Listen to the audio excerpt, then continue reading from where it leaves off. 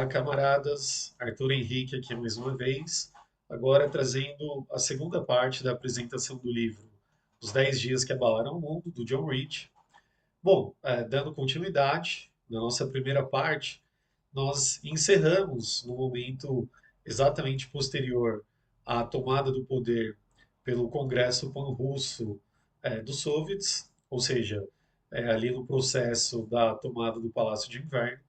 E vimos como já de imediato, né, a própria estruturação do novo poder político, ali agora baseado nos soviets, os bolcheviques, que eram a maioria da liderança dos soviets, eles vão de imediato se deparar com uma série de problemas técnicos, uma série de problemas burocráticos, inclusive também tendo que enfrentar ali a oposição direta de parte da burguesia, que ainda mantinha ali o controle de vários setores do comércio, também alguns setores da produção, mas também enfrentando a oposição direta de diferentes partidos e setores reformistas, né, que, por exemplo, mobilizavam os ferroviários contra o novo poder instituído pelos soviets, né? A gente inclusive comenta, né? Imagine-se a dificuldade em estabelecer um novo poder baseado nos soviets em um país com as proporções continentais como a Rússia, sem você poder contar com as ferrovias, com os ferroviários, né? É claro, não eram todos os ferroviários que se opunham à Revolução, mas naquele momento exatamente posterior à tomada do Palácio de Inverno, digamos, a espécie do Sindicato Central dos Ferroviários ainda estava ligado aos partidos reformistas e por isso representava uma das principais oposições, um dos principais entraves à consolidação do poder soviético. Mas, agora, iniciando a nossa apresentação, a segunda parte, com o capítulo 6, denominado O Comitê de Salvação, o John Reed mostra que, a despeito de todos esses entraves já enfrentados pelos bolcheviques e pelo poder soviético, nós vamos ver também que os antigos membros do governo de Kerensky, né, ou seja, os antigos membros do governo provisório, eles vão formar uma espécie de é, comitê central, digamos assim, na cidade de Gatiná, só que era um comitê central contra-revolucionário, né? Claro que eles não se denominavam dessa maneira, mas na prática era isso, né? Nós vimos anteriormente como, ainda no processo em que os bolcheviques estavam tomando o Palácio de Inverno, o próprio Kerensky, né, utilizando ali de telefonia, de telegrafia, ele já estava congregando as forças contra-revolucionárias, e aí ele vai conseguir se deslocar até a cidade de Gatiná, onde o Kerensky vai iniciar essa liderança central, digamos assim, daquele momento, né, do principal polo contra-revolucionário, encabeçado ali na figura do Kerensky, que, a termos de ilustração, essa cidade de Gatiná ficava a cerca de 30 quilômetros ali de Petrogrado, tá?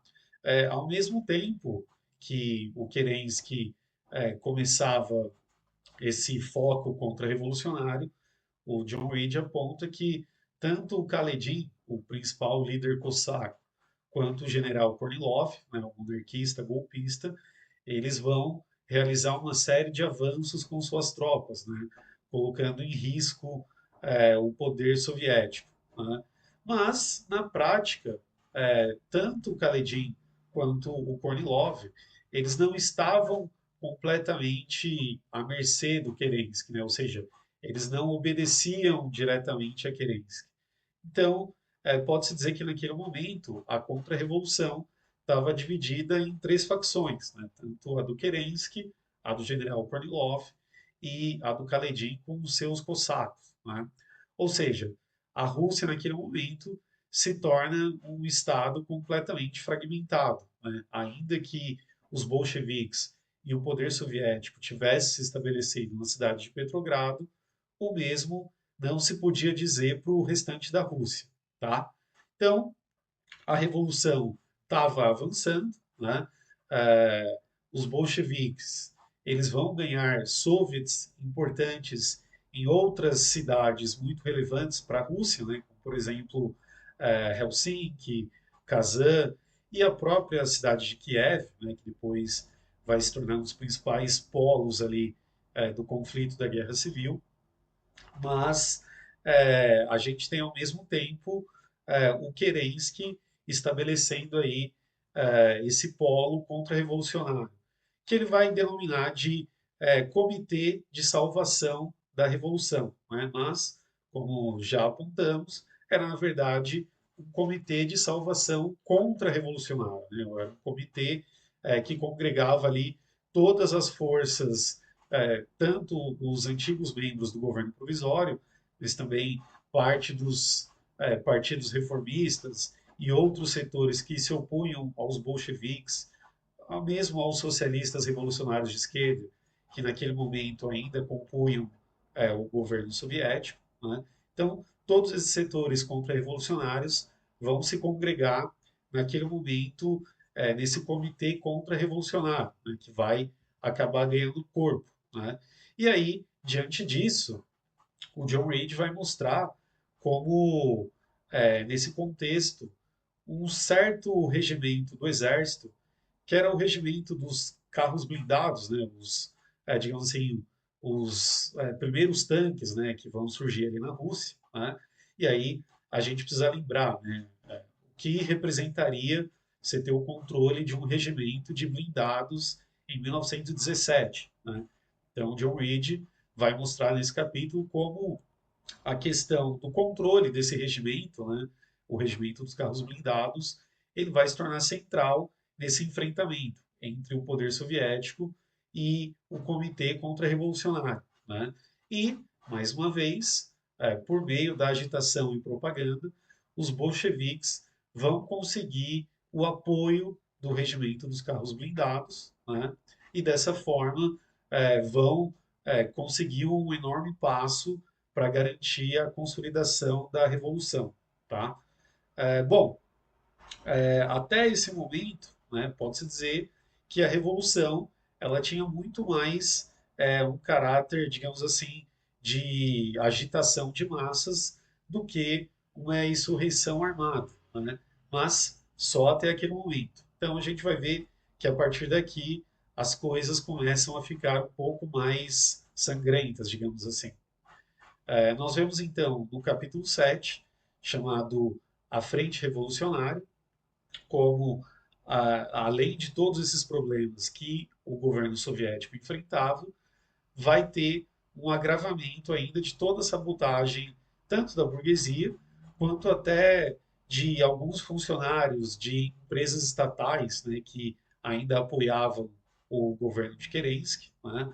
Então, eles vão realizar ali uma série de sabotagens, né, tanto em relação à produção mesmo, né, no caso de setores da burguesia, mas também até em relação a questões ligadas ao abastecimento das cidades ou até mesmo ao funcionamento de esferas burocráticas, como o Banco Nacional, por exemplo, né? Então, vários desses setores, tanto da burguesia quanto de empresas estatais, vão ser mais um entrave para a consolidação do governo soviético, tá?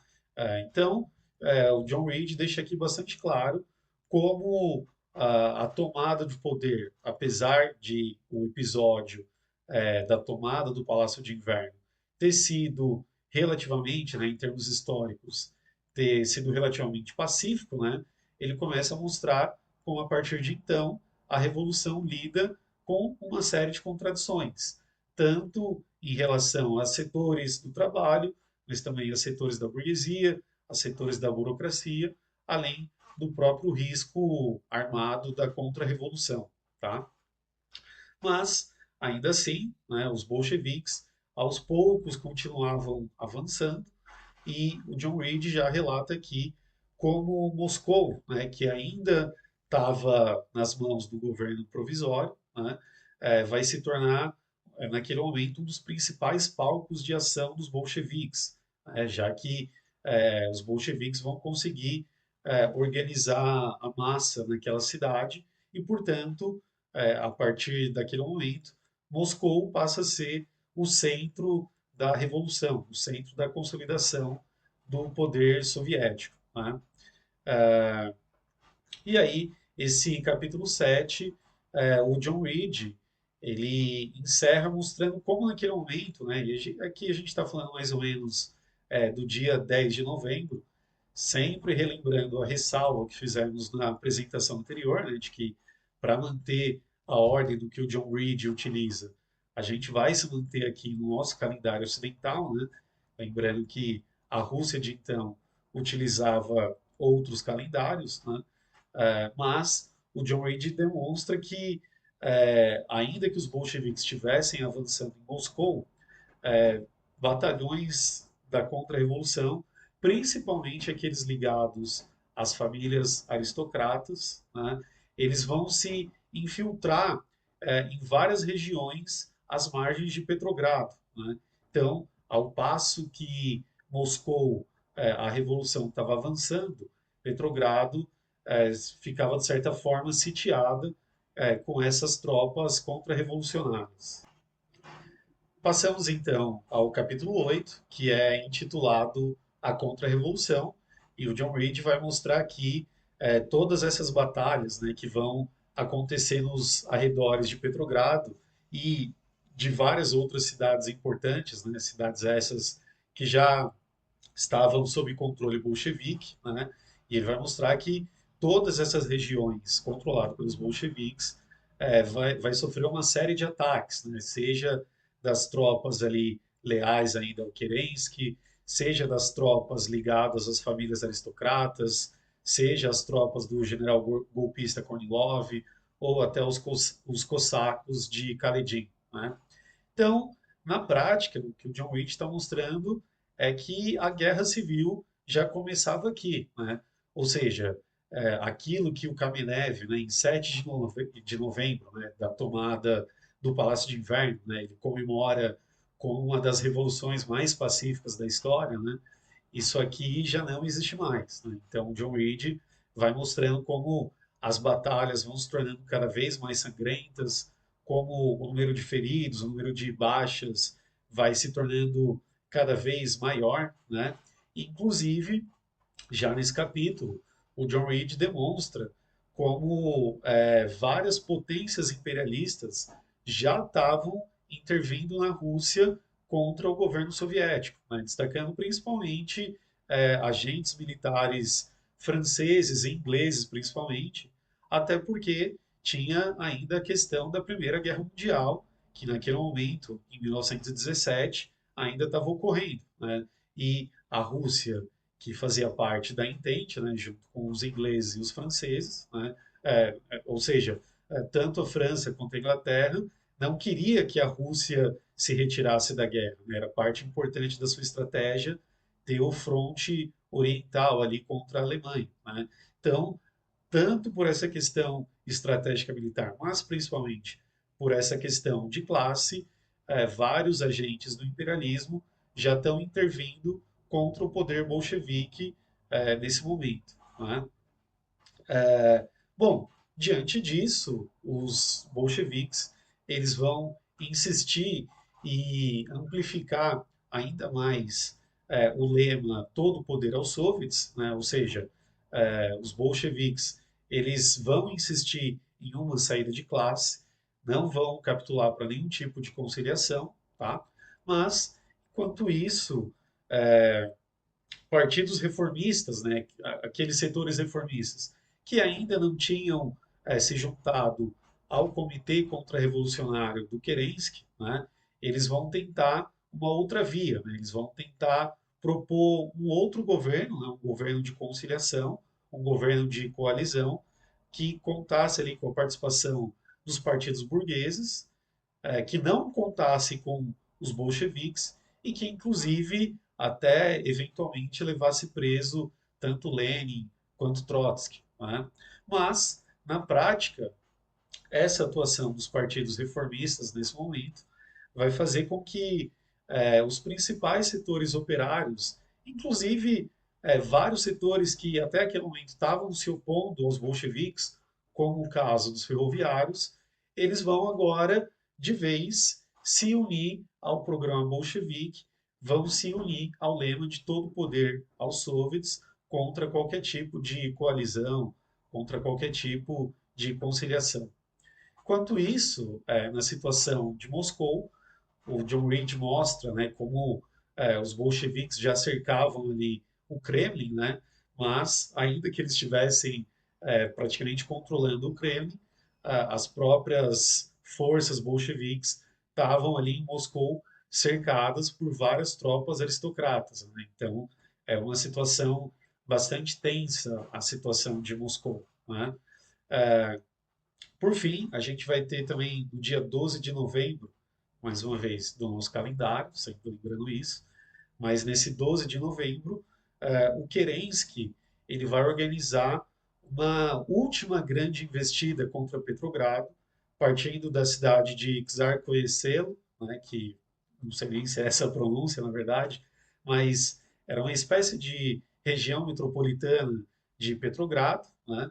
Então, o Kerensky, nesse dia 12 de novembro, vai organizar essa sua investida final, mas que vai resultar, na verdade, em sua completa derrota, né? Os bolcheviques vão conseguir organizar as massas em Petrogrado, vão conseguir defender a cidade, e com isso, Kerensky se vê, é, vê suas forças completamente derrotadas, né? Kerensky praticamente se vê isolado de qualquer capacidade militar de promover um outro ataque contra Petrogrado.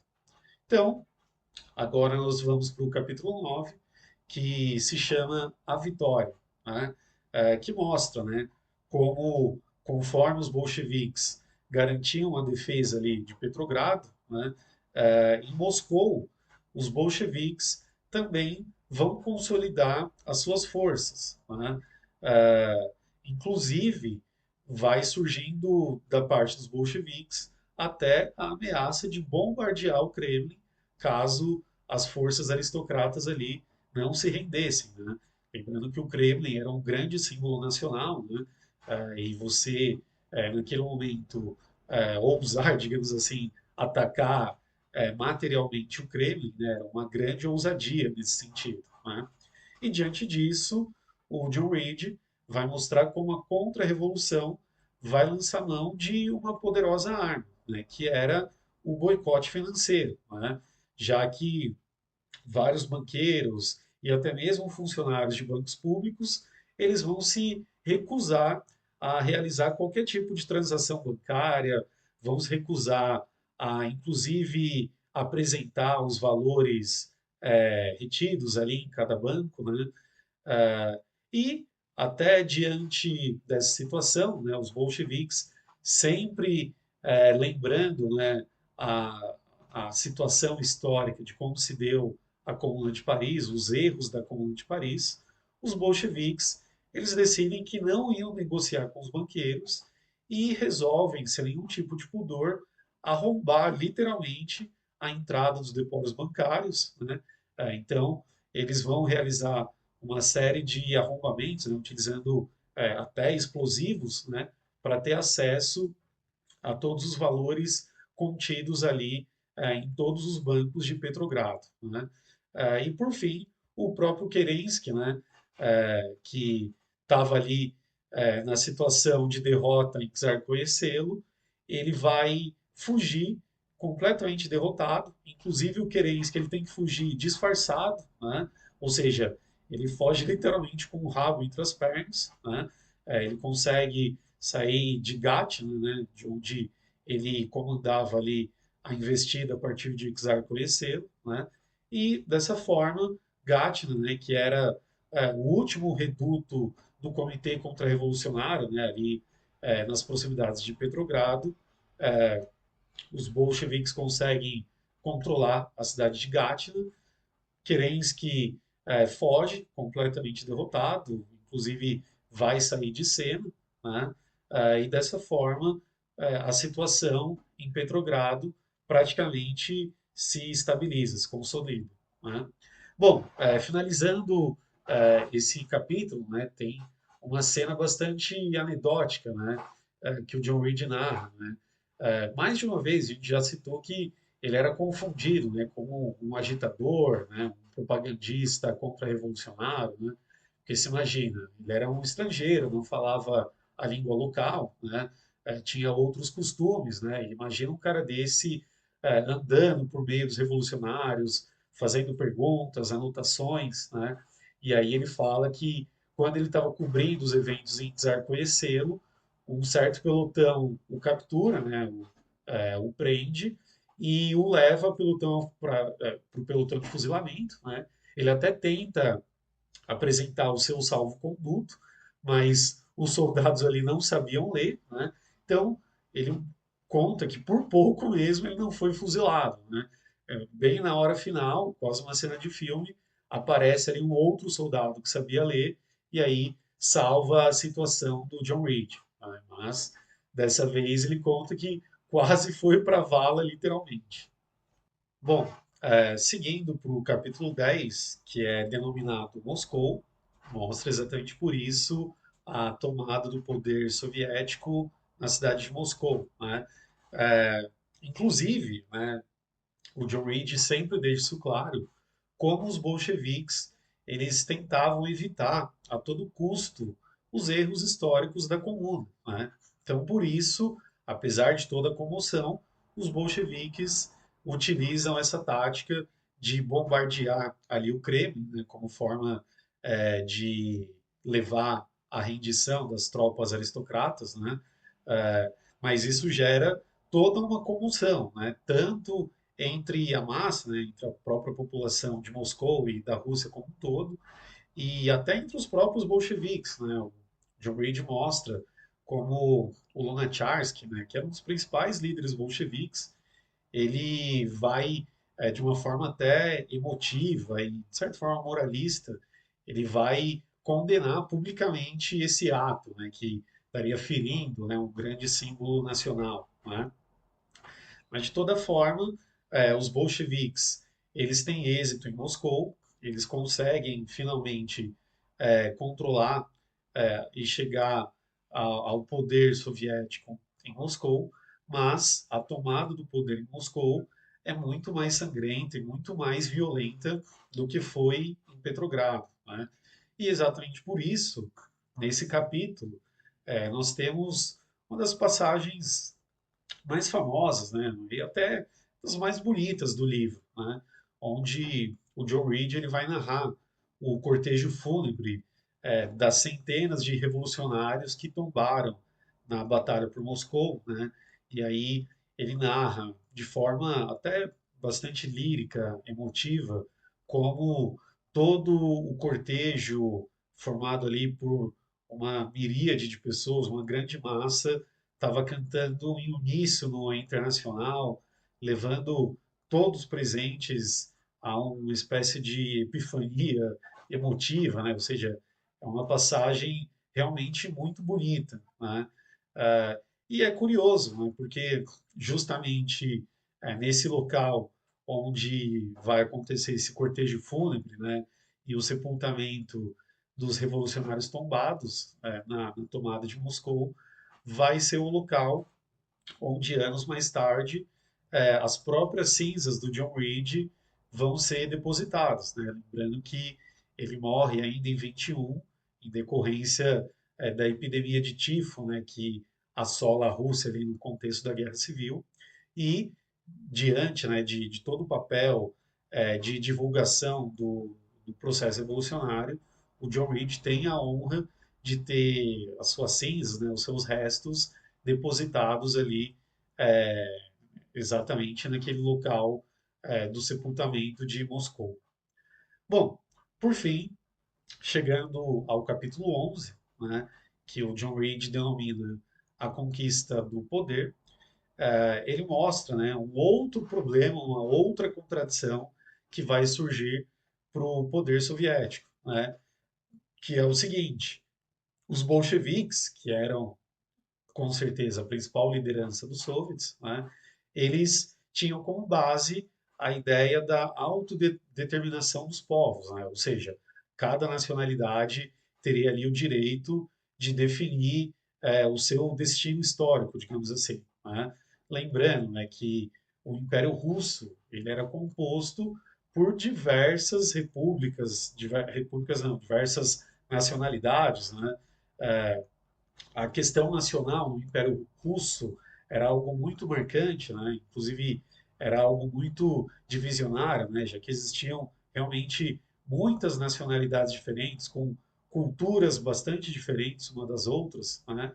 E é nesse contexto, né, diante é, dessa abertura de autodeterminação que os bolcheviques lançam, né, principalmente a Finlândia, né, vai declarar a sua independência, né? Lembrando que até então a Finlândia era parte do Império Russo, e nesse momento também a Ucrânia se declara independente, né? É importante ressaltar aqui, né, que ainda esse movimento na Ucrânia não é um movimento dos anarquistas do Makhno, né? É ainda um movimento de teor nacionalista, né? Inclusive contra-revolucionário. Esses nacionalistas ucranianos vão se colocar contra a Revolução Bolchevique em uma perspectiva reacionária, né? É, e, além disso, algumas outras nacionalidades quantitativamente menores, né, nacionalidades que tinham ali alguns milhares apenas de pessoas, também vão declarar independência, né? Ou seja, era mais uma fragmentação territorial, mais uma contradição, mais um problema que os bolcheviques tinham que lidar, né?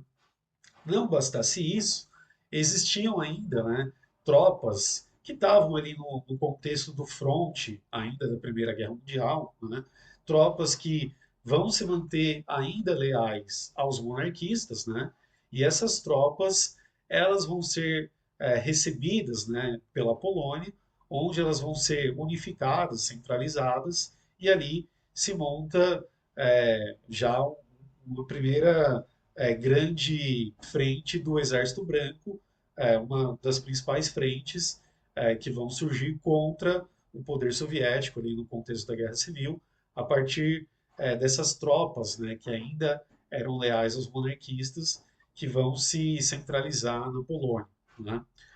Além de tudo isso, né, o John Reed mostra como a sabotagem, né, avança contra o governo dos soviets, né?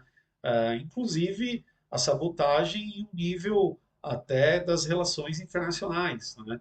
O John Reed, por exemplo, ele conta casos de funcionários que desapareciam com documentos que eram essenciais para garantir a saída imediata da Rússia da Primeira Guerra Mundial, né? Lembrando que essa proposta era uma das bases do lema soviético, né, do lema bolchevique de tomada do poder pelos soviets, né? Então, imagina, documentos de Estado extremamente relevantes desapareciam, né? Isso causava uma série de obstáculos à própria lida cotidiana do governo soviético, né? Sem contar livros de contabilidade, livros em relação a questões de abastecimento das cidades, até em relação aos créditos, endividamento externo, ou seja, a situação burocrática do Estado fica bastante complicada, né? Não bastasse isso, né, no campo político interno, os partidos reformistas, né, aqueles que ainda não tinham se juntado ao Kerensky, né, mas que faziam, digamos assim, uma espécie de oposição ao governo soviético a partir dos bolcheviques, né, ou seja, eles eram contra a ideia de que os bolcheviques encabeçassem esse governo soviético com tamanha maioria, né? Então, vários desses partidos reformistas, né, vão inclusive acusar os bolcheviques de censurarem os jornais, né? É, ao ponto que Lenin e Trotsky, né, principalmente o Lenin, né, ele vai trazer um debate que é essencial e é um dos pontos mais importantes do livro, né, como o Lenin demonstra que a questão da imprensa não é meramente uma questão de informação, é uma questão de classe, né? Ou seja, o Lenin está mostrando que a imprensa não era um valor universal em si, né? Basta lembrar como nos nossos dias, né, a grande mídia tenta colocar dessa forma, né, como se a liberdade de imprensa fosse um parâmetro para a democracia, né?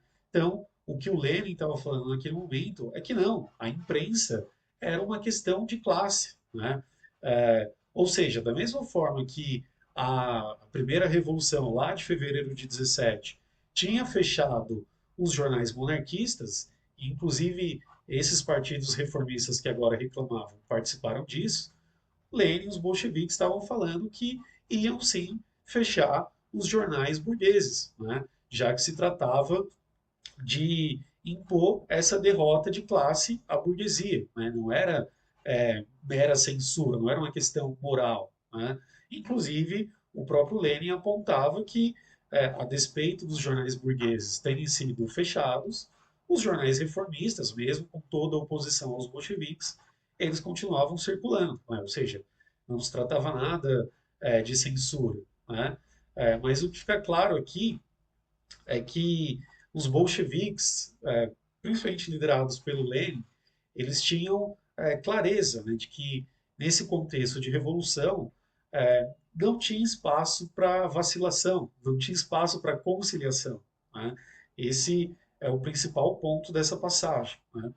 Ainda assim, essa questão, né, que, no fim, a proposta encabeçada pelos bolcheviques se mantém de pé, né, de fechar os jornais burgueses, mas isso faz com que vários setores dos partidos reformistas que ainda faziam parte ali dos soviets, né, ou do TSIC, né, o Comitê Central dos Soviets, vários setores desses partidos reformistas abandonam então o governo soviético e o próprio governo bolchevique, né, o próprio partido bolchevique em si, ele vai ver fraturas, né, já que, por exemplo, o próprio Kamenev e o Zinoviev, entre outras lideranças bolcheviques, eles vão se retirar do Comitê Central do Partido Bolchevique como uma resposta, né, a essa proposta que foi encaminhada pelo Lenin.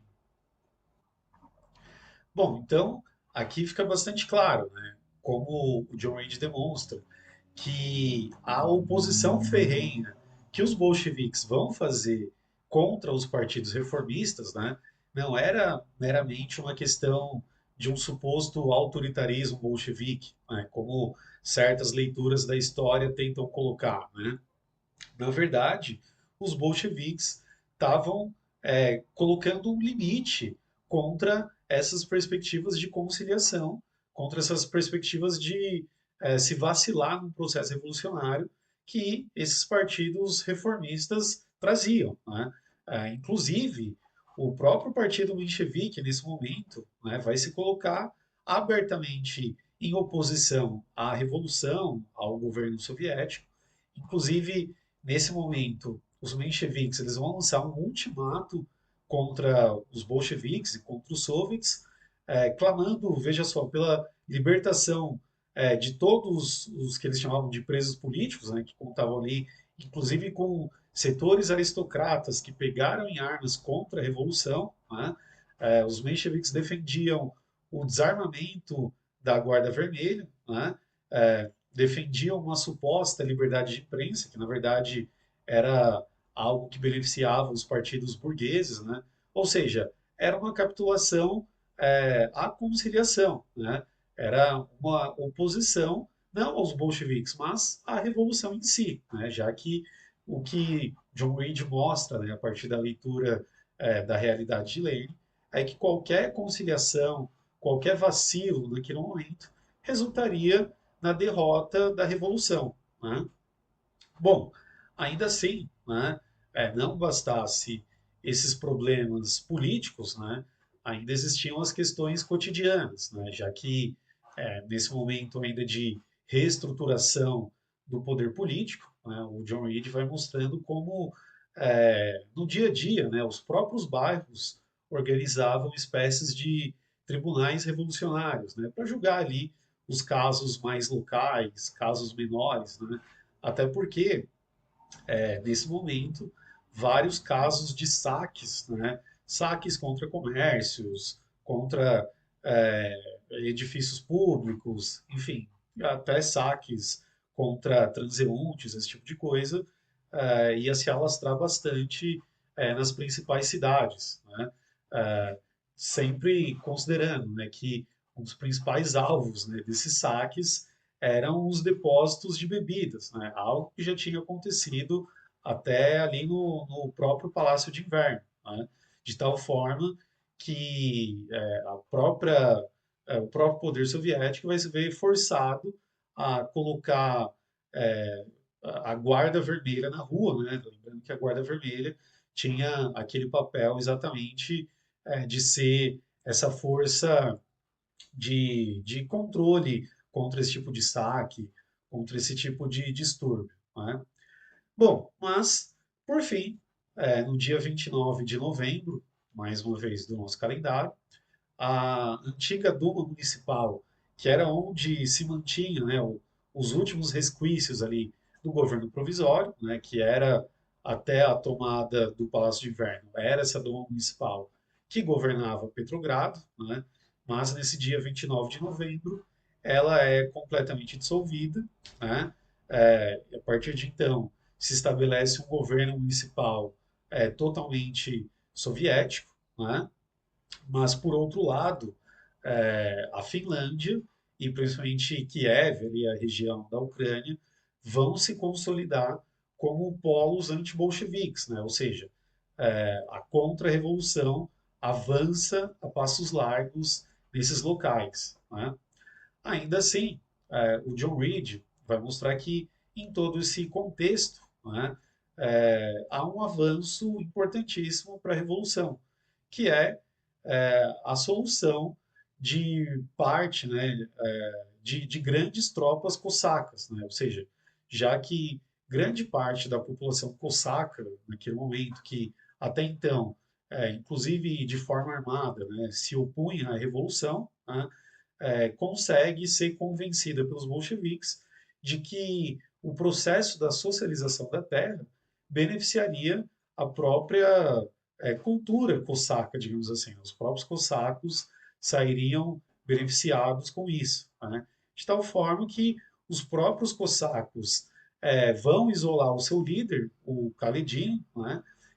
Que ele próprio vai se ver completamente impotente e por isso vai acabar se suicidando, né? Então, dessa forma, nesse momento, a questão cosaca é quase que totalmente resolvida, né?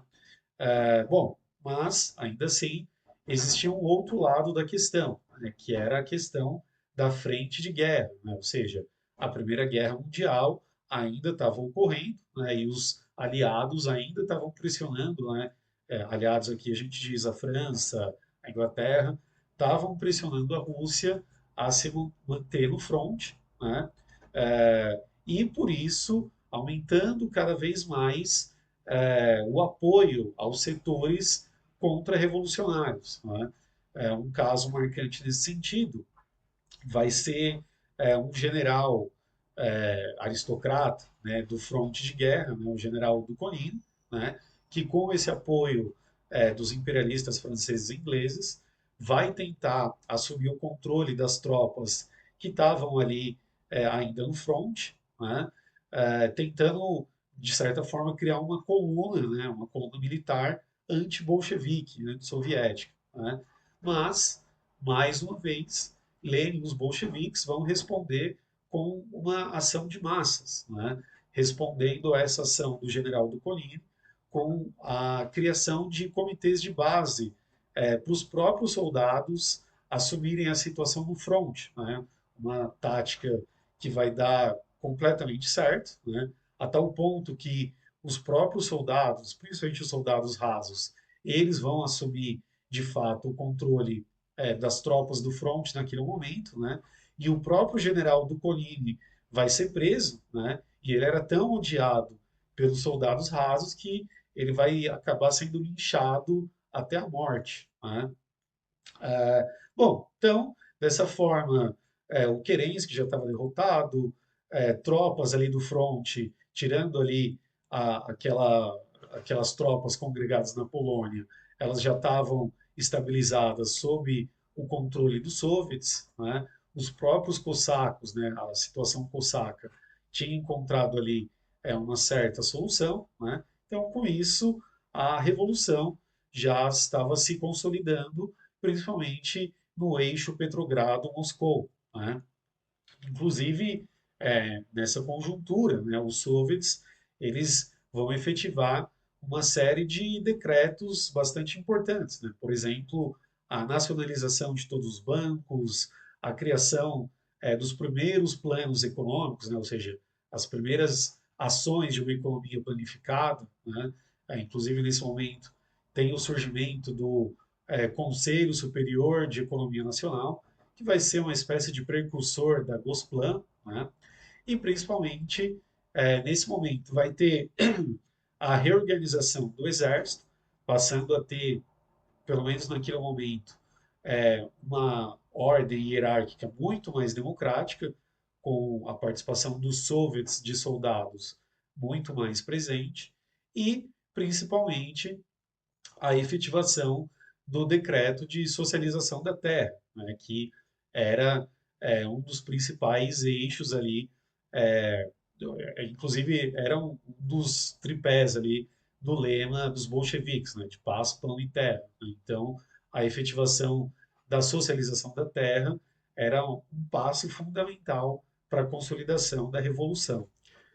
Por fim, chegamos ao último capítulo do livro, né, um capítulo que se chama O Congresso Camponês, que mostra exatamente a importância fundamental desse congresso, né, já que, ainda que a efetivação da socialização da terra tivesse se dado ali via decreto, era necessário fazer isso chegar na realidade dos camponeses, né? Lembrando que, naquele momento, a Rússia ainda era um país majoritariamente agrário, né? Ou seja, a grande maioria da sua população era uma população camponesa. Mas, lembrando também que os camponeses, eles tinham como principal representação, como principal referência política, não os bolcheviques, mas sim os socialistas revolucionários que estavam no campo do reformismo, e, em certa medida, até anti-bolchevique, né? Inclusive, depois, né, futuramente, em 1918, os socialistas revolucionários vão se tornar uma das principais forças, né, contrárias aos soviets e ao governo bolchevique, né? Então, esse congresso camponês ele era fundamental, né? Até porque os bolcheviques eles não tinham tanta influência dessa forma entre os camponeses, né? Bom, as discussões desse congresso camponês, né, vão ser, por isso, né, bastante marcadas por essa disputa contra, né, os socialistas revolucionários, né, principalmente aquela ala à direita dos SR, né, que queriam manipular o campesinato a, inclusive, fazer com que os camponeses cobrassem o afastamento do Lenin e do Trotsky do governo soviético, né, e permitir, assim, um governo de conciliação, né? E aí, nesse contexto, que o John Reed mostra como o Lenin vai ter um papel fundamental nesse congresso, né? Ele vai fazer um discurso extremamente marcante, né? Um discurso historicamente muito importante, né? Em que, inclusive, o Lenin, nesse congresso, ele fala como uma liderança bolchevique, né? Nem como uma liderança de Estado, né? É, e por isso ele mostra para os camponeses que a luta pela terra era uma questão de luta contra o capital, né? Não era simplesmente uma questão política, né? E aí esse discurso do Lenin, né, ele até dá um certo ar de fechamento épico ao livro, né? Já que nesse discurso o Lenin demonstra, né, que a questão da luta pela terra, inclusive, estava ligada à luta contra o capital estrangeiro, né? Ligado ali por meio do capital bancário, os latifundiários, né? O Lenin sempre lembra, né, nesse discurso que a questão camponesa, a luta pela terra, foi o fator primordial né? O que impulsionou a revolução lá no começo, em fevereiro de 17, né? Ou seja, foi a luta iniciada e fortificada pelos camponeses que derrotou o czarismo, né? Só que o que o Lenin está tentando mostrar é que eh, os partidos reformistas querem manter essa luta dos camponeses no âmbito dos limites de uma revolução burguesa, né? Já que até os próprios militantes reformistas diziam que os camponeses não tinham uma consciência que estaria pronta para uma revolução social, né?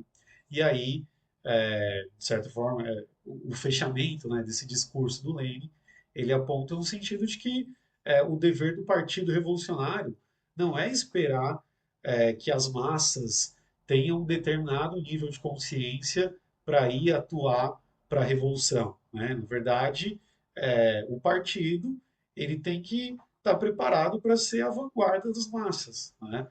E dessa forma trazer as massas para a linha de frente, né? Colocar as massas para a ofensiva, né? E aí, exatamente dessa forma, né? Com a importância desse discurso do Lenin, né? Os bolcheviques vão conseguir fazer com que os camponeses afastem, né, os setores reformistas do Congresso e, dessa forma, o programa bolchevique para a terra consegue se encaminhar de forma muito mais dinâmica, né? E aí, basicamente, com isso se conclui o livro, essa grande reportagem, né, do John Reed, né? Lembrando que o livro ele é pensado, né, como a gente falou na nossa primeira apresentação, com esse ar de o que hoje para a gente é quase um correspondente de guerra, né? Ou seja, o John Reed estava sempre no calor dos acontecimentos, né?